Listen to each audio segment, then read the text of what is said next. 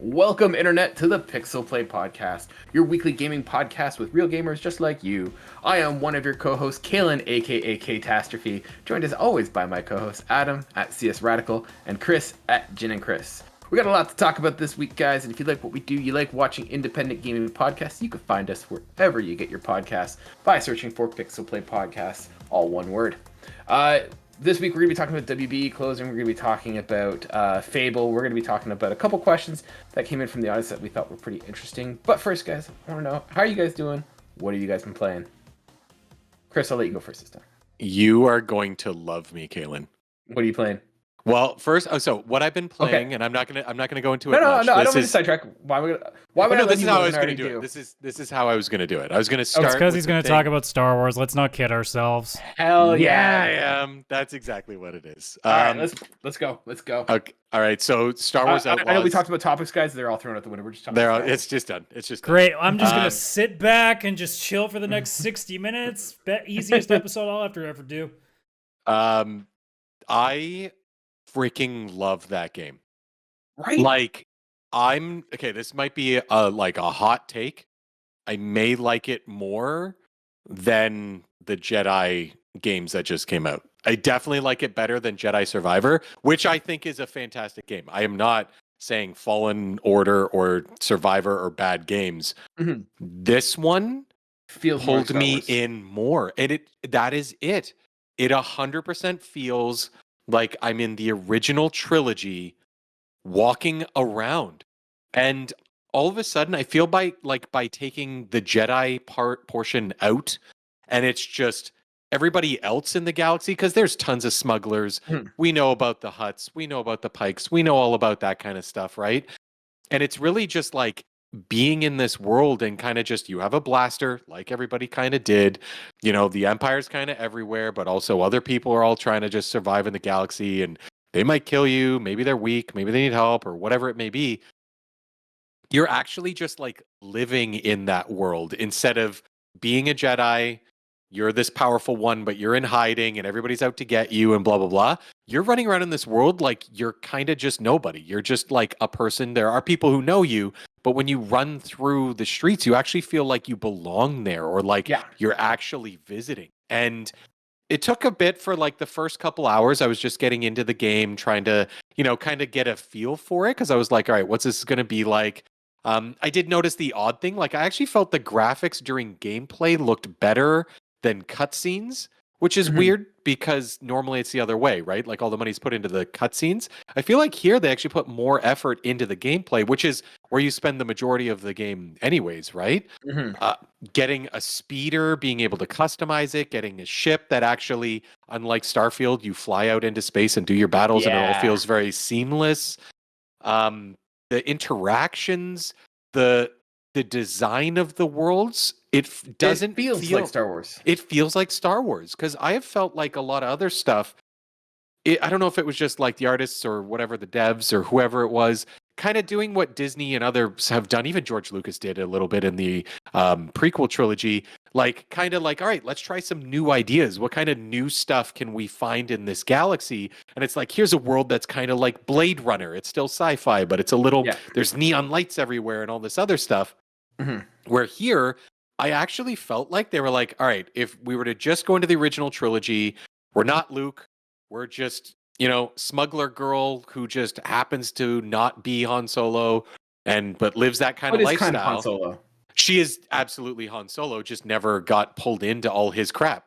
And it's just like, what if we just actually took that world and made it without changing it?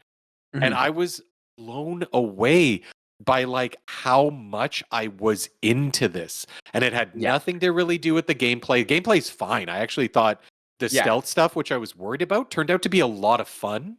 I actually didn't think it ruined the experience, because Han wouldn't just run in and blast everybody. He would sneak in and try and take people out, kind of like they did in Return of the Jedi and stuff. Like, there's missions and you want to kind of be a little stealthy when you can and all that.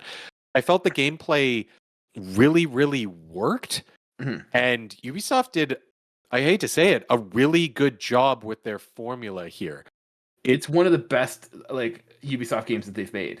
Yes, it feels like they took what works from Assassin's Creed that would work here and then applied Star Wars and it just works. Now, is it mind-blowing gameplay? No, like No. it's a bit of traversal and then blasters It's Uncharted. and sneaking. It's Uncharted with a little bit of Assassin's Creed and that's it. But it works in the Star Wars universe so well, like so well. And it's crazy. I was talking to my friend Eric, who also huge Star Wars fan. And I was like, "Oh, hey, have you played Outlaws? Because I know you're a huge Star Wars guy, but this was apparently a very divisive title, and I have no idea why." And then he's like, "I'm on my third playthrough," and I was like, "I actually can see myself playing through this again, just to do it again. Like, I still have the game installed. I'm done the story, but like, am I gonna want to just hop in and be a smuggler and go do smuggle things in the galaxy of Star Wars?" I might want to. It's going to be actually a game I feel like I keep just randomly going back to just to play for 45 minutes to just kind of feel that again, you know? Yeah, I honestly gave this game to me like the perfect 10. Like as a Star Wars fan, perfect 10. It's not the most amazing game, but again, just how well they made the characters and made it Star Wars.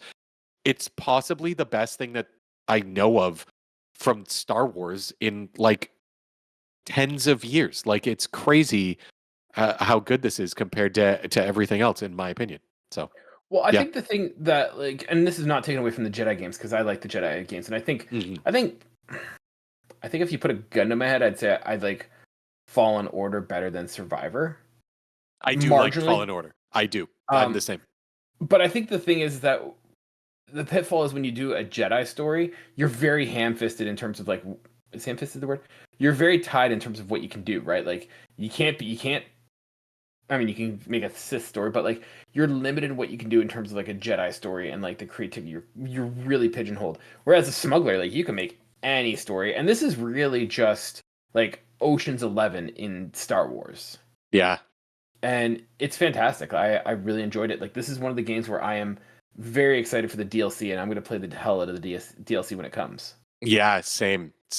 And I honestly am hoping, because there's so much you can do with this, that it actually does become a series. I hope that Ubisoft, even though this didn't sell as well as they probably wanted, and the backlash and stuff, I really do hope in a couple years or a few years that there's like an Outlaws 2. And it's just, again, another heist or whatever. Like, I don't need it to be a big Star Wars thing. Like, it's just like, hey, don't even make it about getting back together.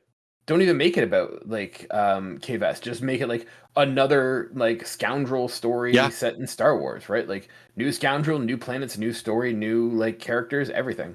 Yeah. There's so much cool. Like you could be a new person, but you have to like recruit a crew, and maybe it's more open. Maybe Kay is actually a person you can end up recruiting like later on in the game to join your crew to help with the final heist. There's so much stuff that you could do. You could make like a smuggling game where like instead of like doing a heist, you're doing like a smuggling run or something like that. Yeah. It goes sideways. You have to get your. You're going on a smuggler's run. Yeah. And honestly, the characters are awesome. Like ND5 is like one of the best droids in Star Wars. Yeah, very much. ND5 was amazing. I think I loved every character that was involved, even the like evil characters or whatever. I even liked them. They were so well written Star Warsy evil characters. Like, if you're a fan of Star Wars, play this game. Like don't give in to anybody saying that it's like not a good game or a great game. Everybody that I know that loves Star Wars and picked this up loved it, like absolutely loved it. So don't listen to everybody else, listen to us. This game's amazing if you love Star Wars. And that's what I think I said to you, Chris. Like I think when I was telling you about reviewing this game, I said like this game is not going to win someone over who is not into Star Wars. This is like made for Star Wars fans through and through. Like it's not going to appeal to like Adam's not going to get won over by playing this game. But if you love Star Wars, it's a Star Wars immersion game. And like playing Sabacc is so much fun. I would just sit there on every Sabacc table. I was like, I'm in. Like, deal me in. Yeah, it's so much fun.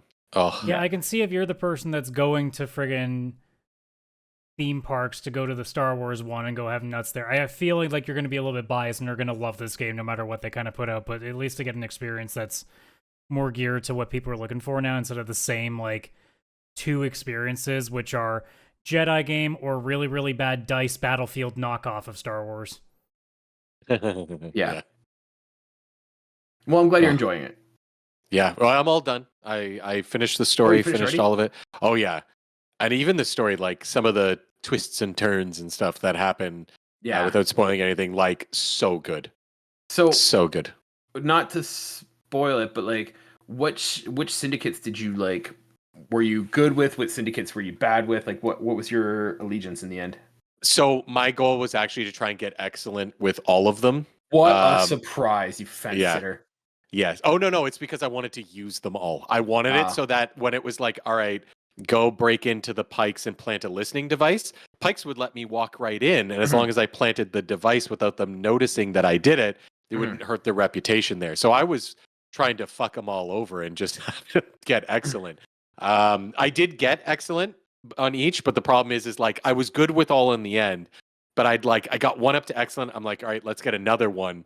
But then I would choose like the wrong kind of mission where in the end it was like, so you've saved this person was being held by the Pikes, but you're trying to give them to the Hutts. Well, now you got to pick what you do. Do you give them back to the Pikes or give them to the Hutts? And it's like, fuck, I need the Hutts because I need to get to excellent.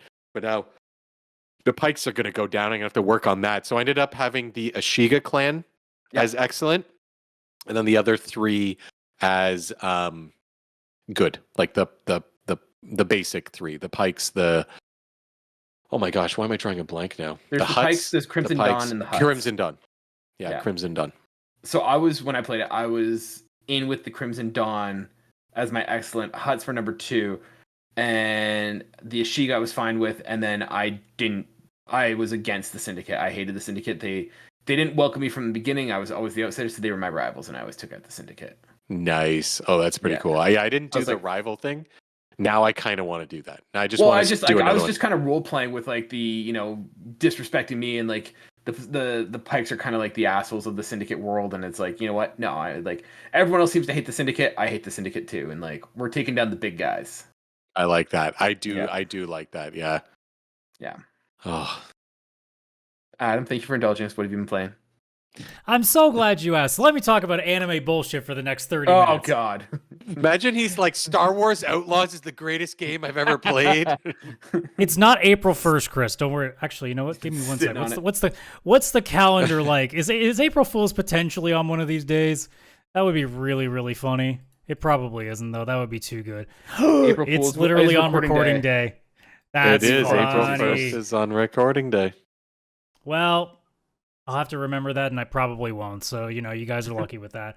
I'll talk about a couple of roguelites that I haven't finished, quote unquote, but they're at the point now that I've put enough time into them that I might as well review them, because they're definitely in the case of, look, I'm gonna pop them in once in a blue moon when I want to do something. So there's no point in just kind of completing them. So the first one is I don't know if I've talked about both of these, but the first one I know I have Uncle Chop's Rocket Shop, which is essentially a space car mechanic roguelite, which I'm honestly surprised that I really got into. It's just one of those things where it's just, you know what? Sometimes you like pretending that you're really good with your hands at fixing shit, because I'm actually not. I hated taking auto body in high school. But this is one that, like, it has a really absurd aesthetic to it in terms of, like, the character design. It's got that sort of like Rick and Morty-ish kind of humor to it, where there's just like a lot of weird shit that occurs on stuff. There's just like some really fucking bizarre people that just randomly show up on the planet you're on, and you're just like, I don't know what you're here for. I don't really want to be near you, but I have to say yes to whatever you want because it's going to possibly unlock the plot and do shit. And there's like different endings. I got one ending where I accepted to be part of, I don't know if it was a cult or if some military mercenary group. And I went away from being a mechanic to being just on this military ship. And we got under attack. And I had to learn how to fix and do stuff on that ship immediately. Spoiler alert, I didn't understand what was happening, so I died. And I had to restart. So like, it's one of those things where like, It's base gameplay. I actually really enjoy just tinkering with stuff because it is that like checklist part of my brain. It's like, okay, I gotta fix the toilet. I gotta fix the fucking fuel tanks, and at the same time, if I can take a look at the rebreather apparatus, do that, and I'll go through that and I'll be like, okay, I got this. Oh shit, no, that part's missing. That needs to get fixed. Oh, there's like one or two of these things I need to replace with, and then sometimes you still go into all the other pieces because they always have these like collectibles that can be hidden in these things. So even if there's no option to touch the fuel docks, the entire list of stuff, you could still open it up and see that there's this collectible card in there that they've kind of hidden from you, and it's completely randomized, so you have no idea. So it's that incentive to check. Depending on how you play, though, because there's two modes. There's either a timer mode where you only have so much time to do as much as you can in that day, or there's a fixed amount of missions. So you'll get 3 missions, but you have unlimited time to work with them, so you can take your time. I ended up leaning to the fixed time because I liked being able to just take my time and kind of tinker with stuff rather than kind of frantically try to get through a bunch of them, because it's really hard to do more than 3 quickly without making mistakes. So I kind of just decided, no, I'm not stressing my ass out. We're just going to go chill. And I've had a blast with that. It's still missing a little bit too, because there's some stuff that's a little unclear. Like they have a manual that you can keep flipping back to, but sometimes things are just not well explained enough that I kind of just eventually had a YouTube guide a few things because I couldn't figure out what to do properly. But that was a nice getaway. The one I really want to talk about, though, and Chris, you'll be super into this. Thank you. You're welcome for another thing to add to your wish list. It's called Keep Driving, which is now my official number 1 spot for this year. It's a 10 out of 10, and the reason for that is because, well, if you wanted a roguelite but with a coffee talk level of chill vibes, that's Keep Driving. So Keep Driving is a literal road trip roguelite, where you are a kid. I can't remember. I think it's the early 2000s, and you're just in this beat up car, and you go, and your initial goal is to get to a festival where you're going to meet up with some friends. And along the way, you'll have missions that will require you to either bypass something. Maybe you end up getting lucky and you get, some sort of an event where you can get some extra items, or you got a hitchhiker, and the hitchhiker, depending on how many seats you have, you can fit a few in there. And they have their own special abilities. So the way that the game works is there's a few different sets of attacks that random events can do to you in your car. There's stress levels, there's gas, and there is basically the car's like health, like its damage. So there's also cash, but that doesn't come up nearly as often. So there will be I'm hearing Adam talk about this. And he's like, there's stress level and tasks you have to do and damage to the car. I'm like, oh my god, is there a scenario where you hit someone with your car and you're like, you got to bury the body and the hitchhiker's Unfortunately, panicking? No. Well, maybe there is. I just haven't come across it yet. But grab the feet. Yeah, grab the feet. So like when you come across one of these events on the screen, it will have like, let's say it's 6 symbols, and it will be 3 gas, 1 stress, and 2 car. I can't remember what the card. I think it's durability, maybe. And it'll show on there either a caution sign or an X, which will mean that if it's a caution sign, it means it's going to do something and it can deal double damage. If it's an X, it means that specific thing is going to attack you for 1 damage during that turn. And you'll want to try to eliminate as much of that to prevent as much damage as possible. Or if you can just take them all out in 1 turn, you can do that.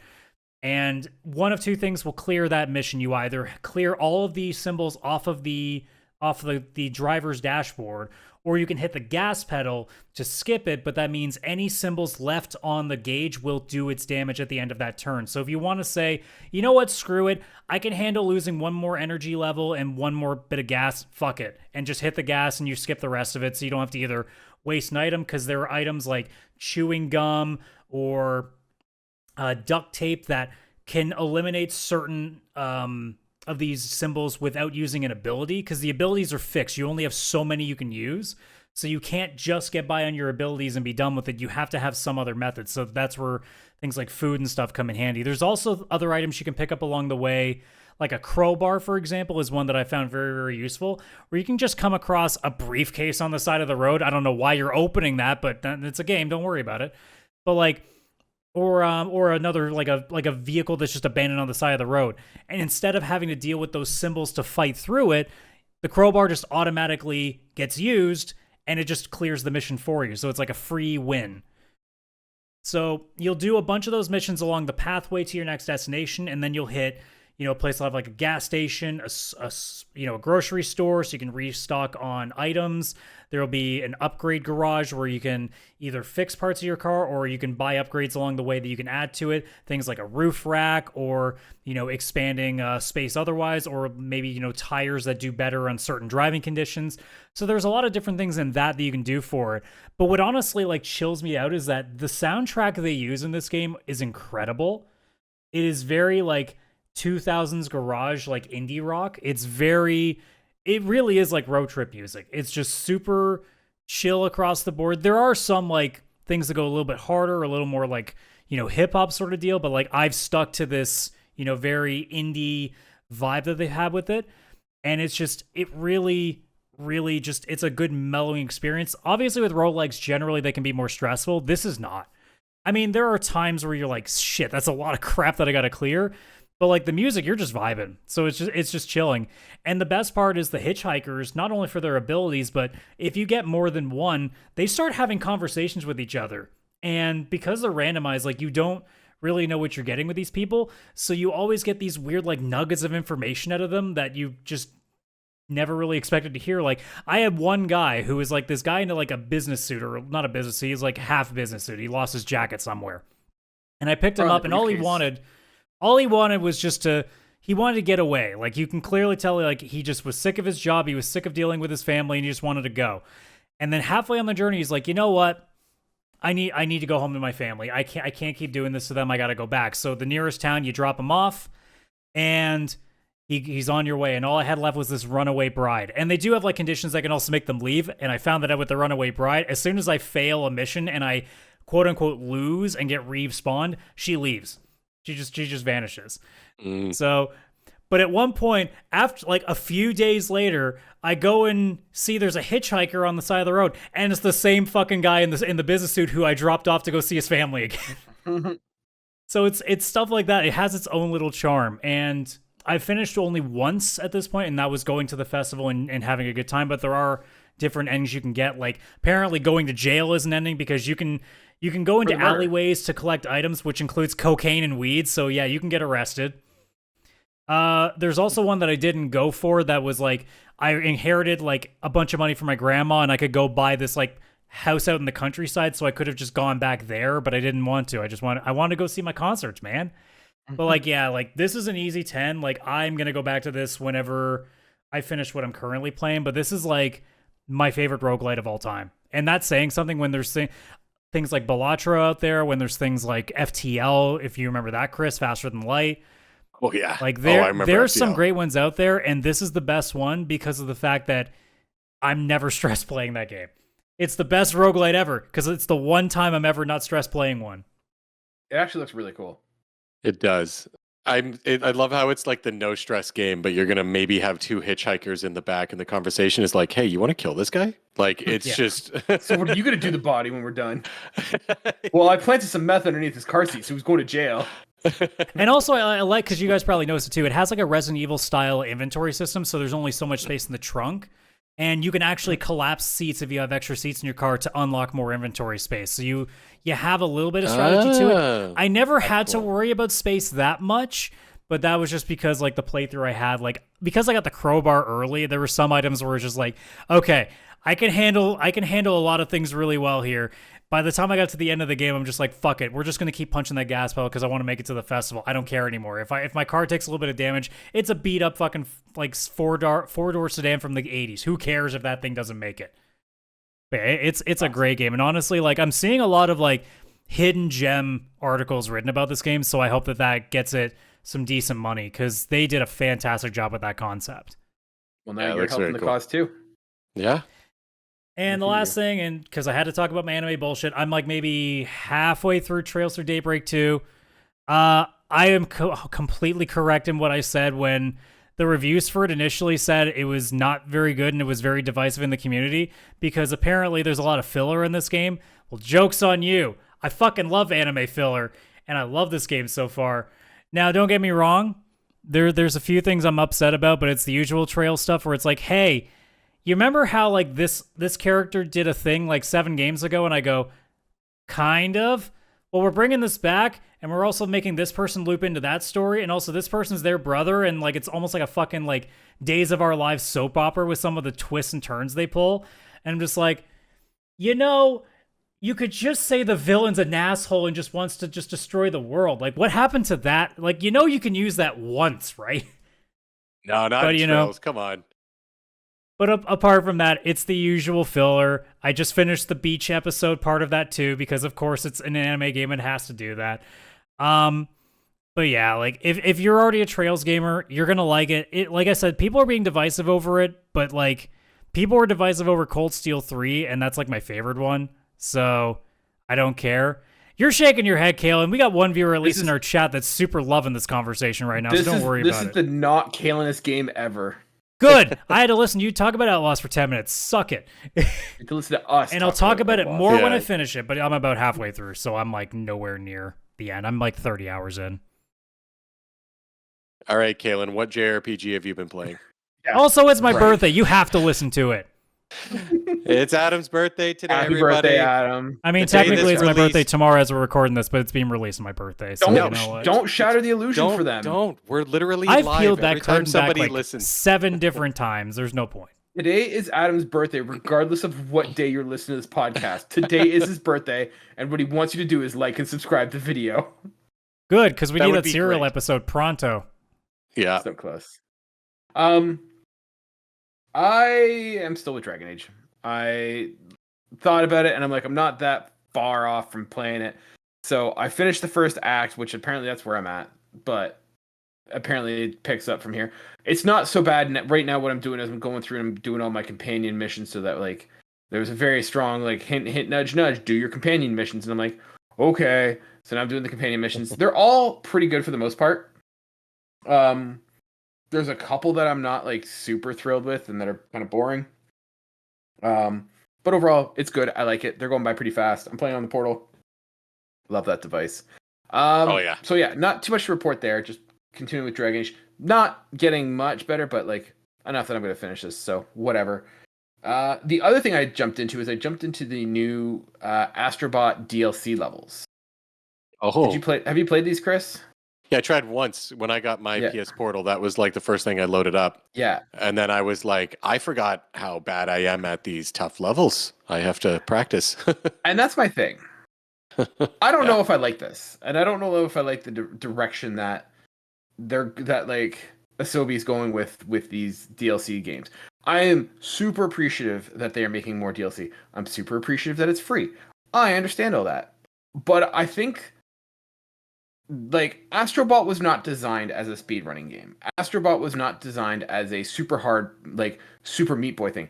It was a cute, charming platformer, and I'm kind of like disappointed. Like I was excited when they're like, "Hey, we're giving a whole bunch more, we're giving a whole bunch more levels, and they're all like super challenging missions, right?" And we got the speedrunning DLC missions, and then like, I just want more fun platforming. Like I'm not looking for a challenge. I'm not looking to be stressed. Like I just want to have fun and chill out. And I feel like there's a juxtaposition between what the game was when it was released and what the post-release content has been. And I'm just kind of like, these are two separate things. And I'm kind of like disappointed the direction it's going. I'm not as excited for post-game content that's been released. So again, I mean, it's free. I'm honestly okay with it just because I think it's nice that they're going to different niche communities now, because obviously the Christmas one was just like the chill out, have some fun with it. Mm-hmm. And now with this, they're kind of saying like, all right, this one's for like the GDQ guys who just really want to go ham and like really test their metal on it. And I like the idea too, because I've seen some people talk about it as like, well, why didn't they just put all this in the original game? It's like, guys, like the only reason they're doing this is because it did so well. So they have like, you know what, screw it. Like we've got the extra resources. We're not doing anything right now. Like let's keep these guys working and let's do some fun stuff. Keep some more eyes on the game. So that way, the attention's consistently staying on us for whenever we do anything. So I honestly think they're doing the right things. It's just a matter of, if they're going to make anything else, like I wouldn't want them to finish on something that's a little more unapproachable for people. So my only hope would be that, if they're still going to make something down the road that can be like a nice, like final thing. I don't know when they're going to stop, but like This feels more like a, hey, this is a nice thing for certain people, but maybe not nearly as interesting to others. Yeah, and like I know it's not like it's not my cup of tea. I'm not saying it's bad. Like the levels are great. I just like this isn't what I come to Astrobot for. Yeah. And I don't think it's what a lot of people come to Astrobot for. Like I'd be curious to see how many people beat those difficult levels. You'd be surprised with platformers like how in depth the speedrunning community is with these. Like once again, I'm not saying that they're not, but that's a niche community in a very well selling game. Mm-hmm. Yeah. That's just where I'm at. Yeah. I think I think what they're kind of trying to do is they're trying to get like the speed running levels, the difficult levels, and then there's like the Christmas level. And I think they're kind of just trying to, cater to everybody now, which is fine. Like to me, I won't play the hard levels. Like I tried and I was like, nah, this is just, I'm not looking for this. But when the Christmas level came out, I played the crap out of that right away. And I 100%ed whatever that like one world is. I do hope that further DLC, they do kind of keep it mixed up. I don't mind if they have the speed running and the difficult levels, but I do hope like say now that it was like the hard levels, then the winter level, and then the speed running levels, that the next, if they add something, which obviously they don't even need to, the game is done. But if they do choose to add something, I do hope that they do another like world level, kind of like the Christmas one. I hope that they do add another one of those. If the next one was another speed running or difficult one, I think then I'd be like, okay, this is going too much in one direction. But if the next thing is a world, I'd be like, okay, I think it's a good balance, I would say.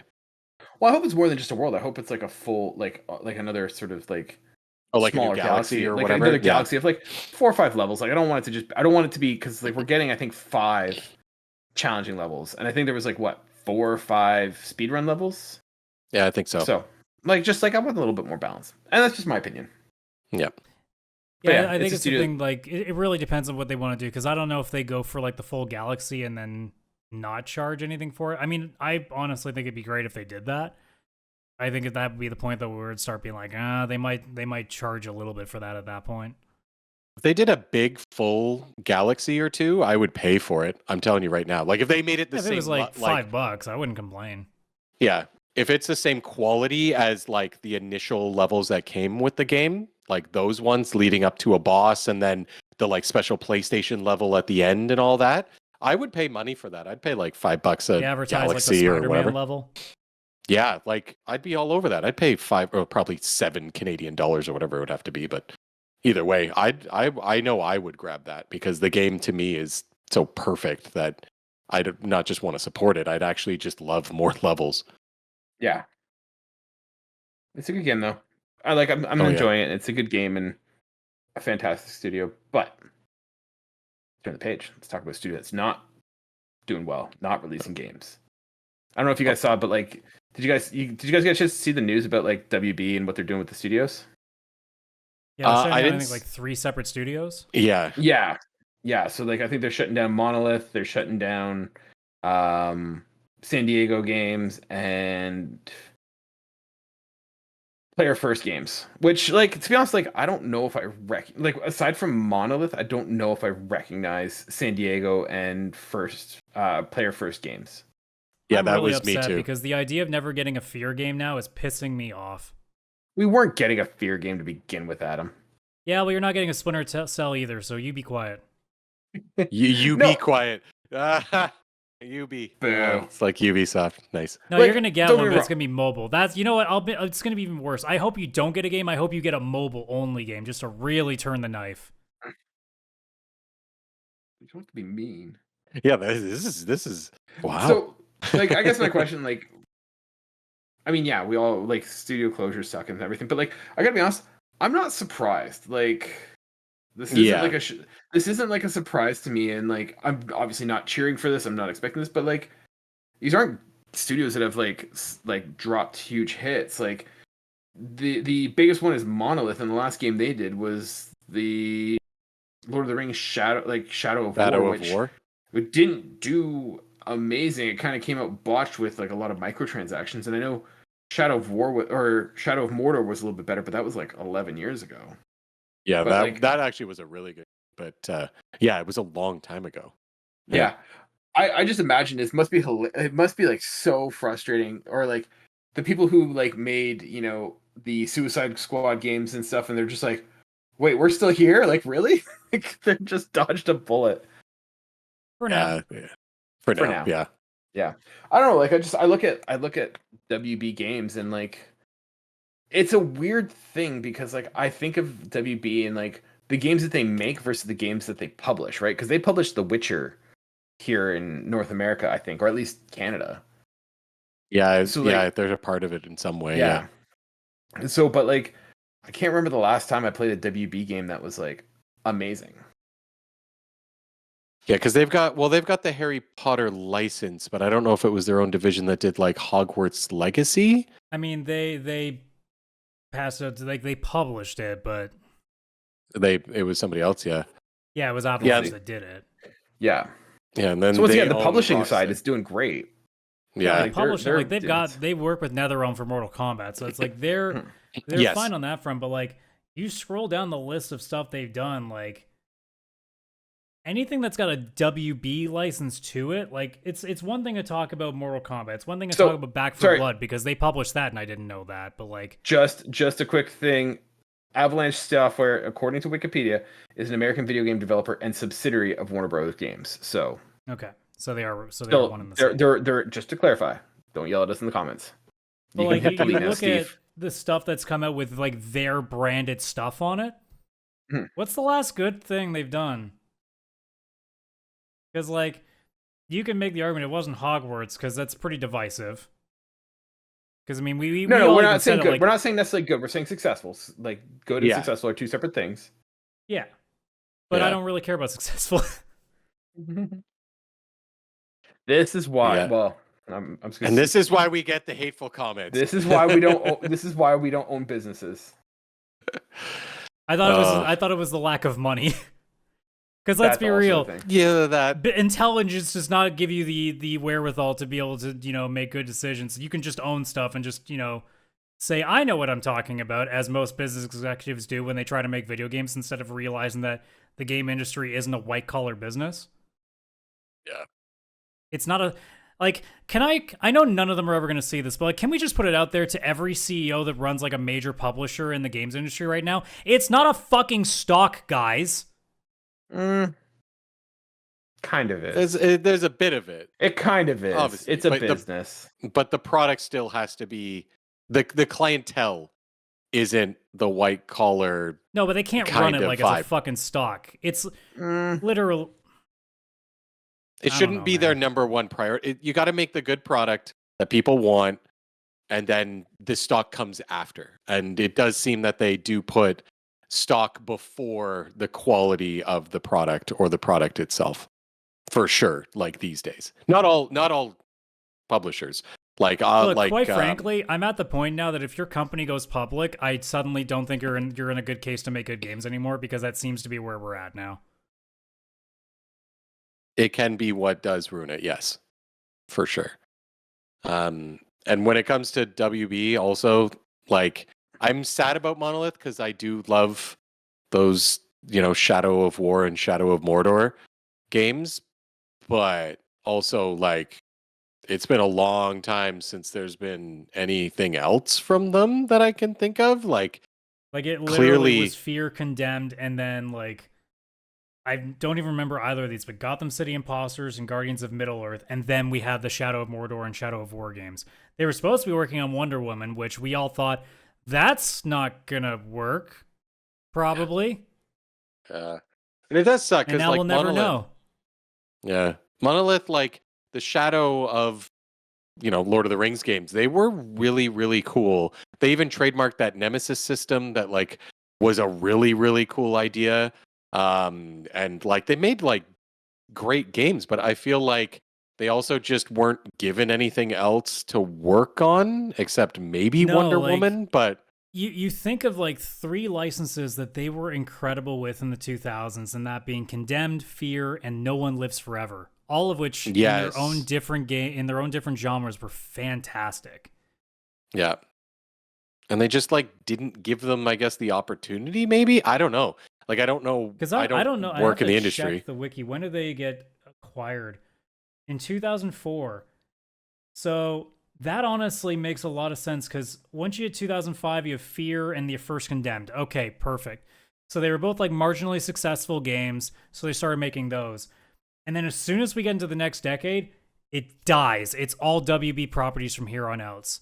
And it's kind of giving me the idea that like Warner Brothers doesn't seem to, again, it comes back to the idea of like they're owning a game studio to only make stuff from their licenses.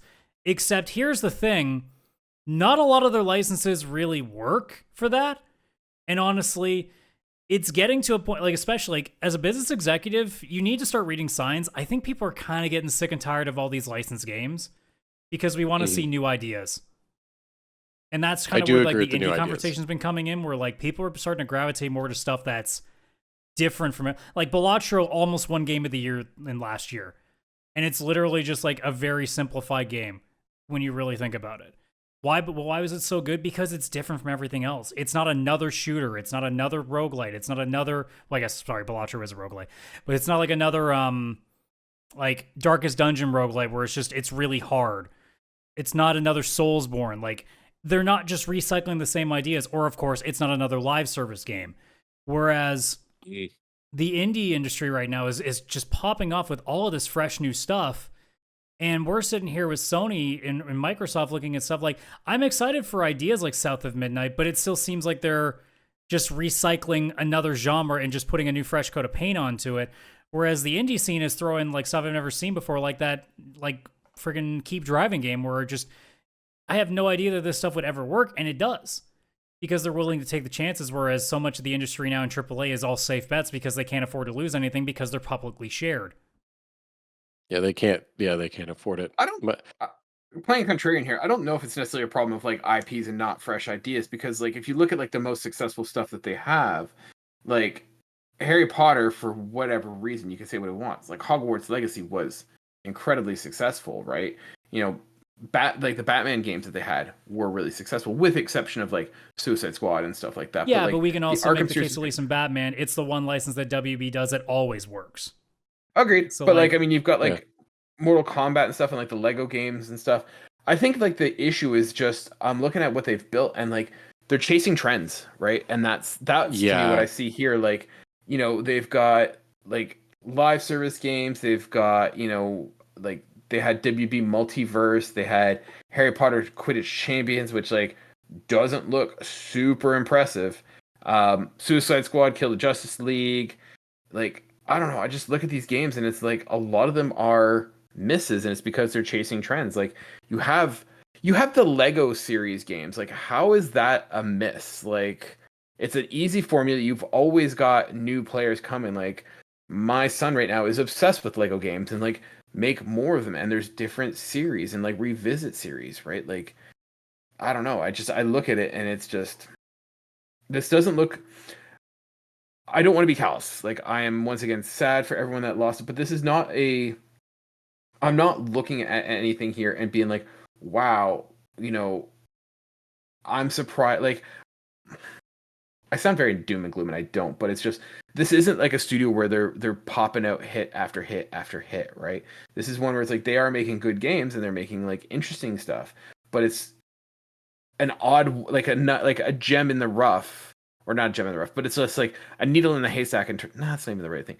It's just like for every one good game, you're getting a bunch that are just okay. And that's not, when you're a major developer, that's not good enough.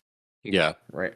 No, 100%. And I do like a lot of the IPs that they have. Mm-hmm.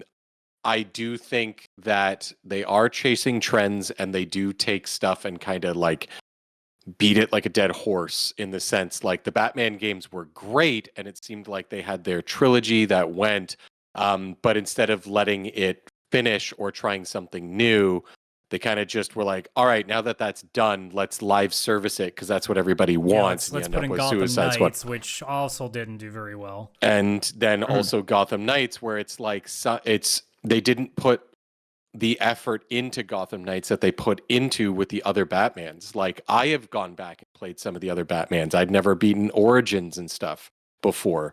And they look better. Games that are from 2013 look better than Gotham Knights, which is 10 years later, and it doesn't make sense. But it's because, again, they just weren't putting the resources in. And a lot of what these companies are doing, unfortunately, is firing off their staff because it's like, we need to save money now to keep the board of directors and our bottom line happy. But they're getting rid of staff that worked on games for 10 plus years or whatever. So the people that worked on all the Batman, Arkham, whatever games who were there and were able to make a trilogy and really hone their skills on a specific engine and all that kind of stuff is gone. And then they contract other people and all do all this other stuff. And then you end up with Gotham Knights because all the people who know what they were doing were let go because they were too expensive and they were doing their layoffs.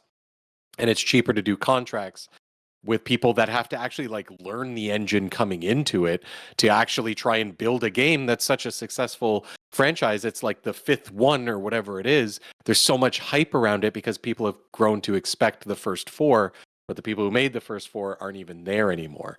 And then you have other franchises. Like, I think the reason that Hogwarts Legacy also did pretty well is it like was a fresh take on the Harry Potter series. Well, yeah, it wasn't it really just like wasn't like anything there for a while. Like, I think if we had a steady flow of Harry Potter games, it wouldn't have done that well.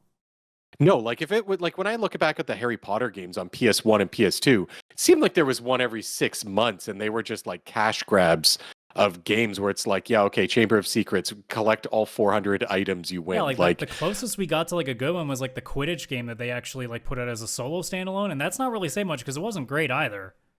Yeah. And like, so yeah, they had Batman, but they put love into it, and it was an IP. They have Hogwarts Legacy. It seemed like they did try with it, and it was a new idea, and at least tried and put love into it. But it seems like, yes, Kaylan, what you're saying, most of the games they're going for now, it seems they're more reactionary. Like there is, like, oh, live services, everybody loves Destiny, we got to do Destiny or whatever. Like it's very similar to what Sony's doing, chasing trends. And now it's kind of bit them in their ass because by the time they caught up, nobody cares about that trend anymore because it's a gimmick. It's a specific type of game that works with a couple things, but it's like, Destiny, the live service isn't going to stick around like just the concept of a 2D or 3D platformer sticks around. And even then, those games are less and fewer and far between, right? People still love them, but it's because it's a pretty simple idea, but even that is not as popular. So, and what they're also doing too is like bastardizing their actual IP, because most of the IP that they have is nerd culture stuff, and they mostly play games. So when you're making games of all of these licenses that you want people to engage with in other aspects of media, and you're not making them with remotely any sort of effort, and you're just trying to milk them, eventually they become not as interested in the license. I look at Star Wars as that example for me because I used to love it. Like, Star Wars was such a big deal for me, but just the sheer amount of like them just overloading the market with stuff, the movies not being that great, the games recently not being, you guys obviously seem to enjoy them, but I couldn't really care much for them, and there not being a Star Wars game for me personally.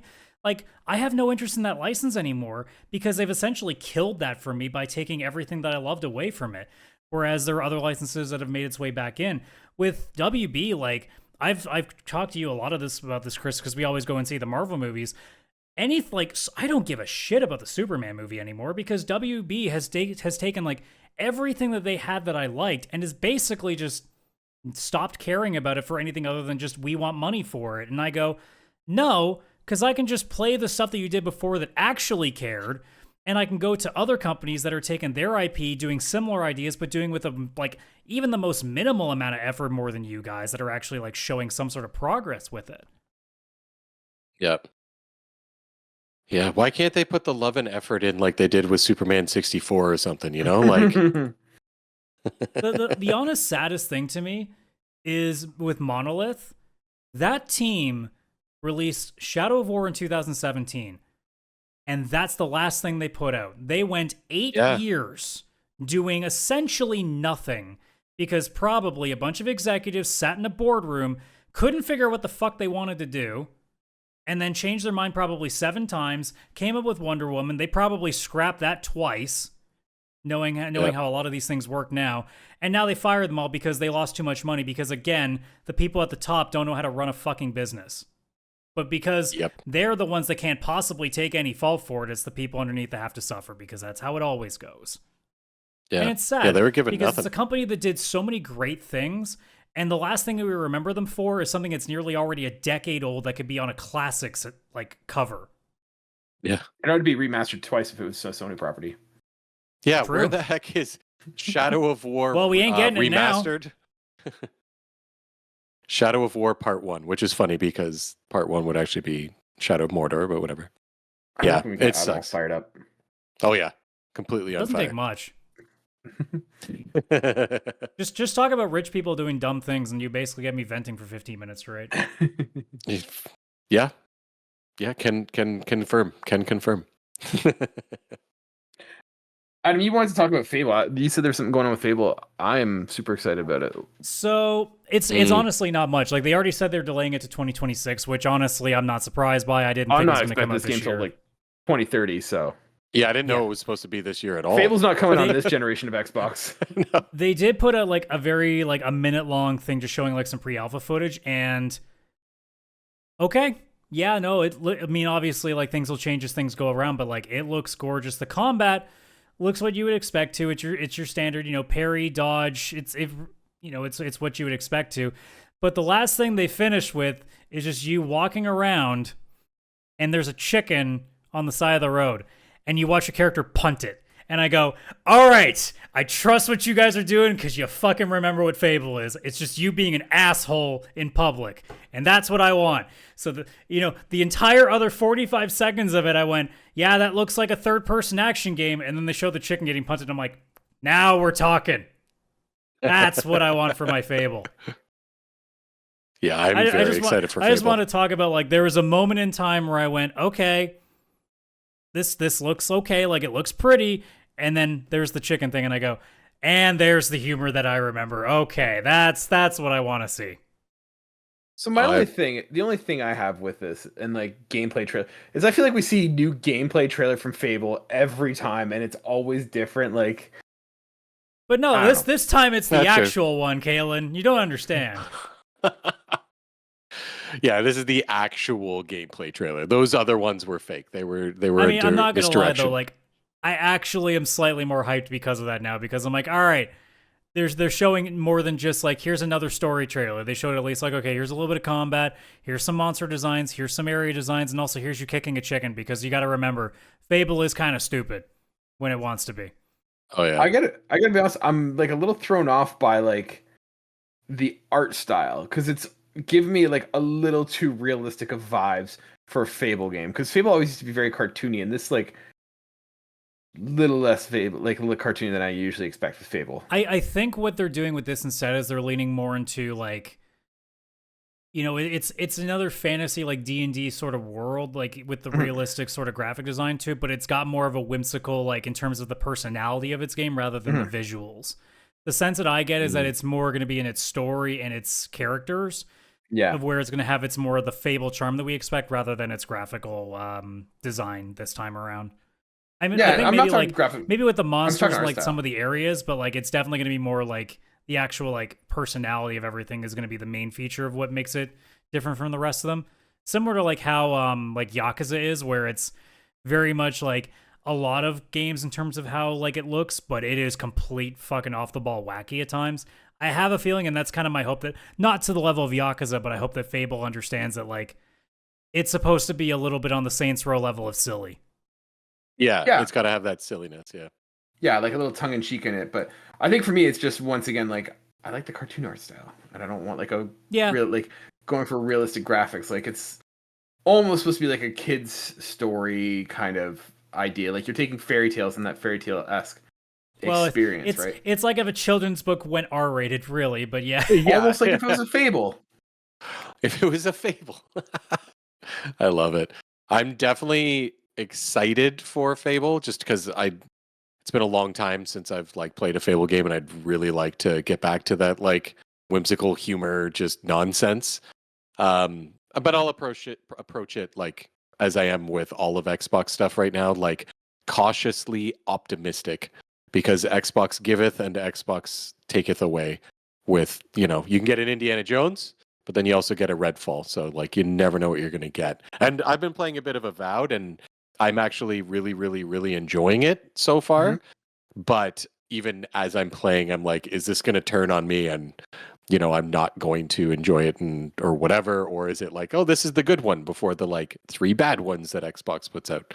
It's tough because they haven't had a very steady, just like 8 out of 10s or something like that across the board. That is true. I know Kaylan a while ago was talking about how he doesn't really care about touching anything with the Xbox anymore. Avowed is definitely that. Did I say that? I thought at one point you were saying like you just have no interest in really turning it on anymore because there's nothing really on it. Oh, that has changed drastically with what's coming out. I think this is gonna be the year of Xbox. Like, start with Indiana Jones. As soon as I'm done Dragon Age, I'm jumping into Avowed, and that's gonna carry me probably. No, because I got. By the time that you finish Avowed, you'll probably be ready for like the just sheer number of stuff they're gonna throw out in May. Doom. Yeah, Doom looks good.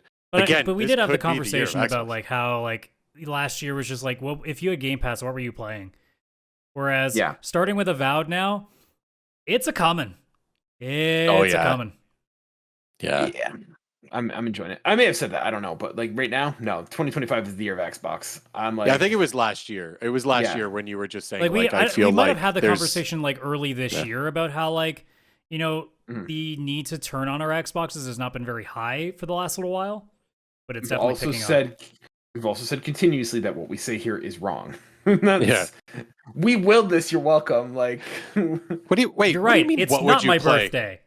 What do you mean? What would you play on Game Pass? Balatro got added yesterday. That's all you need to play on Game Pass. We've talked about this. Chris, you have a disease. You don't need another copy of Balatro. I do have a third copy now. That you is just on need Game cross Pass. save. That's what you need. No. Chris said the point. It's not a problem if I'm currently using it. Why do you even need it on Xbox? You have it on Steam, Nintendo, and PlayStation. You have every... No, I don't have it on PlayStation. How dare you think that I had it there as well? That is silly. I'll buy that later when I'm done with the Xbox version. I just play on Portal too. Yeah, I did think about that. I'm not going to lie. No, I got it. I just installed it on Game Pass because I was like, I feel like starting from the beginning and getting the hype of unlocking jokers and vouchers and stuff. Plus, I could get a few Xbox achievements along the way. I played for like an hour, and I was like, "All right, I think I'm good." All right, boys, we good for doing some questions? Yeah, let's jump into that. Yeah, is Balatro the best game to play on all systems? Yes, got it. No, we don't take questions from this Jin and Chris guy. We banned him from that. So, so as always, Linktree/PixelPlay Podcast, link to our Discord. We have a questions channel in the Discord you guys can go to. There's also askpixelplay@gmail.com if you want to email us there. We got a couple here we're going to talk about. So first one from the Nitro Bro. Which League game character would you gender swap to improve the game or make it more interesting? Do either of you have something? I'll let Chris start if you got something there. I got one, and it's just because I found the games like... I'll just say what it is. Watch Dogs, like, make it just some cool female character, and I feel I would have liked that atmosphere and game. And it would have made the first one more more interesting if they had just swapped Aiden with... I can't remember what the punk girl was. Her name was? I wasn't even thinking that. If they had just switched the two, I probably would have enjoyed that game way more because Aiden was just such a monotone, like, boring fucking lead character. Yeah. Like, I think that, having some cool female character would have made that more interesting or just less dry. I mean, you can kind of do that in Watch Dogs Legion. It's just you can make it your grandma and just recruit her and she becomes like one of the members. No, I'm talking specific, like the first one. Yeah. Man, Watch Dogs Legion is not going to age well. That game's going to look so cringe in a little while when they like... Yeah. I know. I got the thing for it. I can't believe you have the poster for that. Look, if a company makes them and there's a bunch of extras, you take what you can get. I didn't want a what's one of the random ones? I got a Battlefield 1 one, I think. It's either Battlefield 1 or whatever the one after that was. But I got one of those. I'm like, did I want it? No. Is it cool to grab one? Yes. Battlefield 1 is really good. Yeah, that one was really I platinumed that game. Wow, I did not. Yeah. I think I ended up with like 6 trophies. I just have to roll over there. Like, I don't know. I know I gave Chris like a Skyward Sword one because I had an extra. Nice. Yeah, you did. Circling back to the question, for me, there's 2 options I have. So the first one makes no difference to like the game, but just like from an like an aesthetic aspect, I'd say Hitman would be really cool if you had like a female Hitman, like do like femme fatale kind of like don't make it Black Widow, but that kind of cool like cold like female assassin kind of thing would be cool. Yeah. It doesn't change the Usually, game in any way, but it would be usually cool. a girl named like Eva or Anna. It's Yeah, always I was one of gonna those. say she's guaranteed to be KGB at that point. Yeah. Oh yeah. Yeah, that would be sure. super cool. I like that one. The second one I have, and hear me out on this. Last of Us. Switch out Joel, bring in Joanne. Because here's my thing. Not saying that the game would be better, but I'm saying the game would be more interesting. I feel like switching Sony. the kid too, or no? No, Ellie could stay a girl, or Ellie could be a boy. It doesn't matter either way. But Elliot, let's go. My thought is like, there's a lot of like hardened man becomes like loving dad kind of thing. It's a trope. Yes. And we also have like a lot of post-apocalyptic stuff where it's man is like, left in a post-apocalyptic thing to survive. Rarely do you get to see post-apocalyptic stories from the perspective of a woman. And I think that presents its own challenges in a dystopian post-apocalyptic world. And I think it'd be cool to have a character that, has to explore those challenges and stuff like that. And it doesn't necessarily have to be a Last of Us game, but like I feel like it'd be interesting to see that perspective from from a mother perspective, like very like that sort of relationship. Once again, not saying that Last of Us needs to be changed, but I just think like it'd be a very interesting and unique dynamic to see how that plays out. And we see that with Ellie, but I'd be interested to see of like the role of like a mother who lost their child and like closed off and like surviving and like they've survived by like not getting attached and stuff, and just how that works. So like for me, I think having Joel be like Joanne would be cool. That is a cool idea. I mean, one way they could go with it, because The Last of Us is like hardened man realizes that, child, opens up the heart, and that's the reason to keep going. We could go even hilarious with it, where it's like woman realizes child is a burden during apocalypse, leaves child behind, and just gets her shit done. Are you gonna take me to like Colorado? Nah. No, literally, I'm behind by 3 minutes. You're out. Goodbye, kid. No, like you don't have to play up like the whole like parental aspect, but I just think like seeing of like how would that play out? I think that'd be really interesting. No, I think that's actually a really good one. That's a really good one. So I really tried to think about like one that could really affect storytelling, and I don't play a lot of the games that I think would work well for that, because like I kept thinking Final Fantasies or JRPGs. I'm like, they really just have like a good mix of everything, so there's not really that case where it comes around like that. So the closest I came up with was like I don't know really which one you would use, but like just replacing one of the GTA protagonists with a woman, just for the idea of like, a woman trying to get into the criminal underworld and how unseriously she would be taken consistently. Now we'll probably see somewhat of what that's going to look like with GTA 5 or GTA 6, sorry. But like, so that's the quickest one I could think of. So I went for memes. So I went for just like, I want to see like in a parallel universe what the conversation behind them looks like. So jokingly I went Link, and then I realized, no, that's pretty much already pretty much not changing anything. So what's the difference there at that point? Because he's pretty much a femboy at this point anyway. So the closest one I could think of to take a serious shot at, like, I would love to see how this character evolved as a male character instead would be Samus. I would love to see how it would be treated over the course of obviously the OG Metroid all the way to present day, in how like it would have been looked at almost like Master Chief, but since the 80s sort of deal, in terms of like the ultimate badass. Like similar to like you put Samus and Doomguy next to each other and it's like who would win in a fight. It'd be like the ultimate debate for all these years. Mostly though, I would love to see what the hell they do with Other M if it's going to be a dude now. Nobody wants to see anything to do with Other actually, M. The game would never get made, because why would Ninja Theory make that?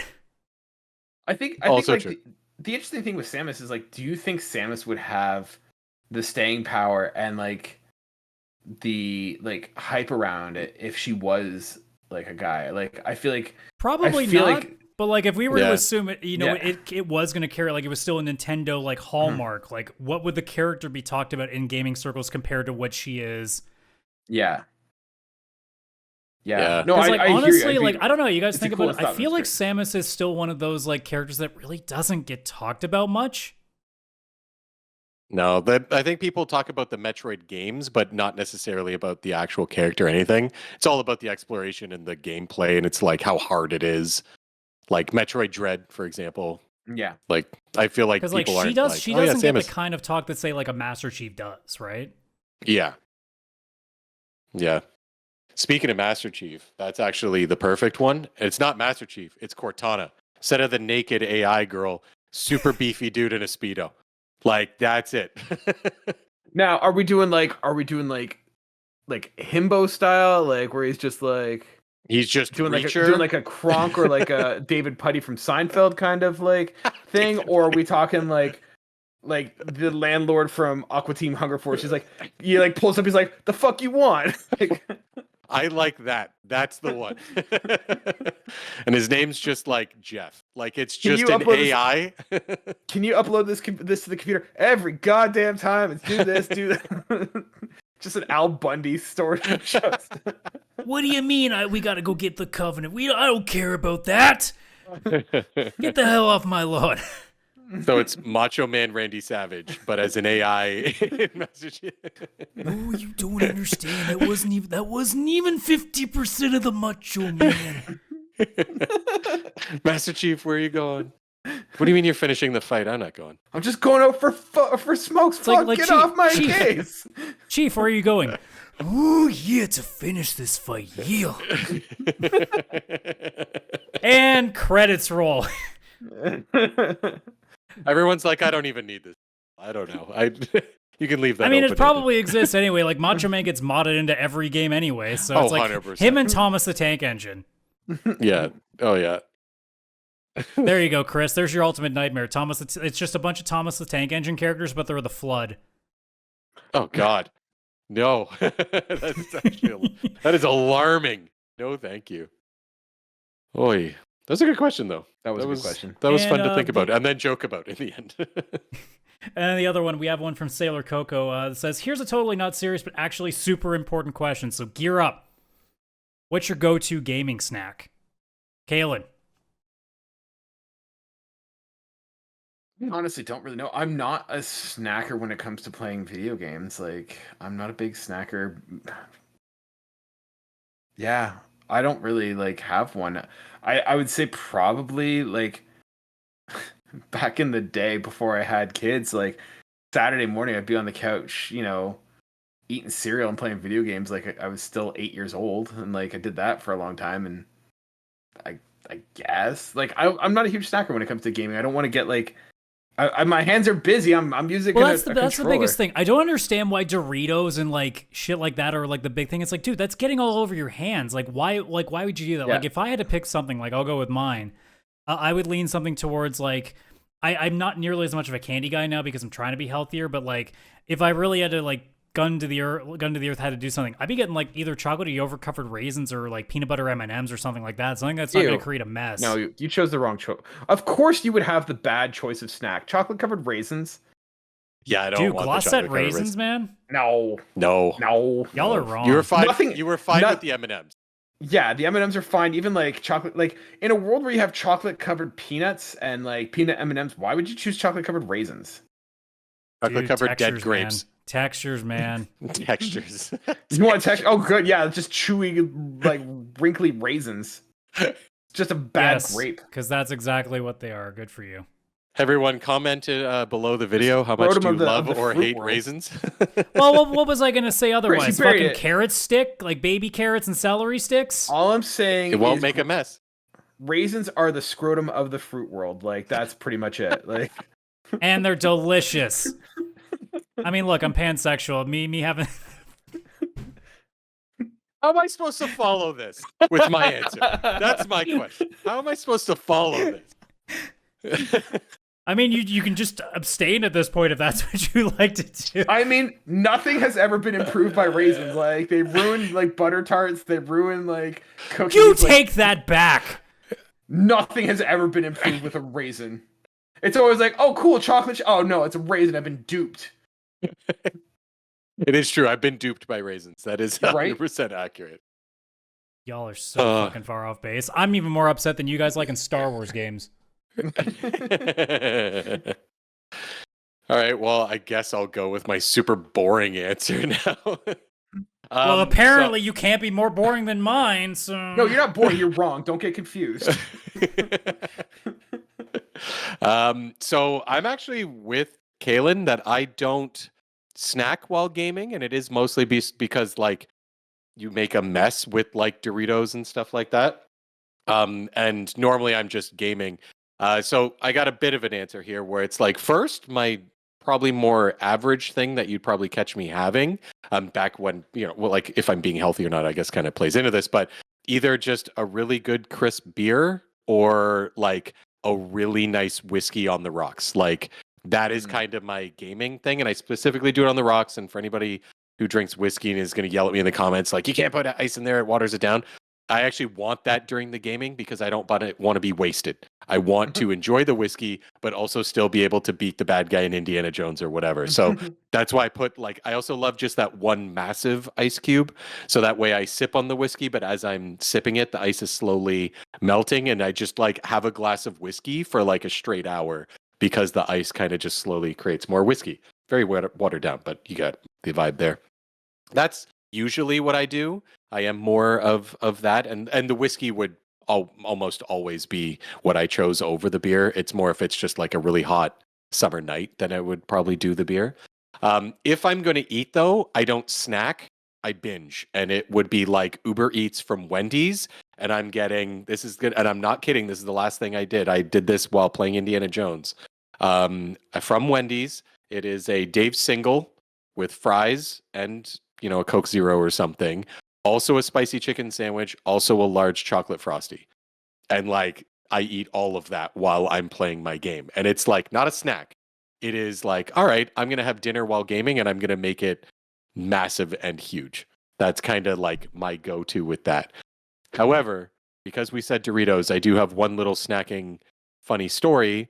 When I was playing Lethal Company, a game on PC with Adam and some of our other friends, I actually did crave Doritos, like really, really, really bad. And I just happened to have a Costco size Doritos bag that was left over from a previous party that I bought for other people. But I'm playing on PC, and like that's where you really don't want Doritos, because like cleaning a controller versus cleaning a keyboard is two very different experiences.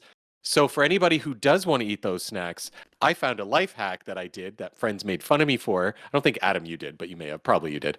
I used chopsticks with my Doritos, and I didn't get a single crumb anywhere, and I was able to finish the entire bag. That I know. This is my baby. I take care of this. I looked. And yeah, I finished the entire bag using the chopsticks. And it was both glorious and a massive stomach ache because never eat a Costco-sized bag of Doritos by yourself in one sitting. That is a horrible idea. Costco-sized anything by yourself in one sitting. But yeah, chopsticks. I tried it afterwards with popcorn. If you know how to use chopsticks, it is great. It applies to any snack food where you don't want to dirty your fingers while gaming. Just bring a pair of chopsticks. I swear it'll change your life. So you brought up an interesting thing about food with gaming, and so I'm gonna quickly circle back because I was thinking about it a little bit. If I am snacking, the one thing I will snack on is peanut M&Ms, and that's just because they melt in your mouth, not in your hands. Adam, shut up. So I'll snack on those. I'm just eating trail mix right now, which includes raisins. Eating raisins in protest. But for me, one of the a little food tradition I have around gaming is that usually when a game comes out that I'm super excited for, I will order pizza for myself, and I will have either beer or I'll have Dr. Pepper or something, and that's a gaming ritual for me. When I'm really excited, Jen will take the kids out for a bit. I'll order pizza, and just like Chris, I got a funny story with this. I remember, I think it was Horizon that had come out. It was a game I was super excited for. And Jen's like, I'll be out of the house for the night. Order your pizza, order your thing. I ordered pizza and had it delivered. I lived in an apartment building and on the third floor, and right beside me was a pizza place. And I ordered delivery because I didn't want to have to go and get it. I put there, and I'm like, dude, I'm right beside you. You could just get the delivery guy to walk. Because I was like, I don't want to cut into gaming time here. And so, yeah, I had a pizza delivery, we're not even talking kilometers. We're talking feet. Maybe 150, 200 feet away. Like, I could have yelled from my porch and been like, "Hey, can I get a pizza?" And so yeah, that's kind of my food tradition around video games. That's a good one. That's a really good one. Yeah, I don't know why mine is like Wendy's instead of pizza, because pizza is, you'd assume, is a lot more gamer, traditional, right? Mm-hmm. I don't know. Yeah. Anyways, great questions, guys. Thanks so much for submitting. If you have your own questions for us you'd like us to answer, you can just go into the Discord and send it there. We get a happy answer. And with that, we're going to wrap up this week's episode. So thank you so much for joining for us. If you guys are still here, go in the comments. Where do you fall on raisins? Are they the scourge of the earth, or are they okay? Just put it in the comments where you fall on that one. I'd like to hear your opinions. And with that, I've been one of your hosts, Kaylan, aka Catastrophe, joined as always by my co-host Adam at CS Radical and Chris at Gin and Chris. Like and subscribe to the video. You can find us wherever you get your podcasts, YouTube, Spotify, if you want to see our faces. And yeah, join the Discord, link tr.ee/PixelPlay Podcast, and we'll see you guys next week. Bye for now.